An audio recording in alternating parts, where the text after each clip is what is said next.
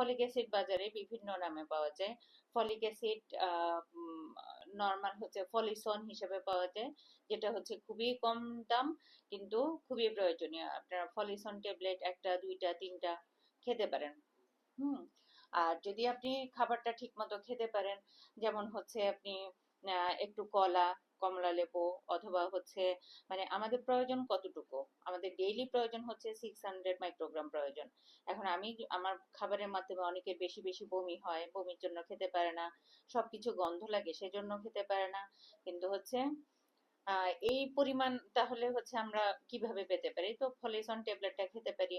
ফলিসন ছাড়াও বিভিন্ন active form of folic acid, মানে যেটা শরীরে আমাদের রক্তের ভিতরে গিয়ে অ্যাক্টিভলি কাজ করতে পারে, সেটা হচ্ছে বিভিন্ন মেকানিজমের মাধ্যমে ভাঙার প্রয়োজন পড়ে না। এটা এই active form of folic acid বিভিন্ন কোম্পানি এখন বাজারে নিয়ে আসছে, দাম একটু বেশি।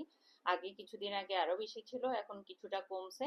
100 টাকা থেকে 30 টাকায় বিভিন্ন কোম্পানি যখন হচ্ছে কম্পারেটিভ ব্র্যান্ড গুলো নিয়ে আসছে তখন দাম 30 টাকা করে হয়েছে। যদি হচ্ছে ডেইলি 30 টাকা দামের একটা ট্যাবলেট খান তাহলে আপনি 40 মাইক্রোগ্রামের একটা হচ্ছে ফলিক অ্যাসিড কিনে খেতে পারেন।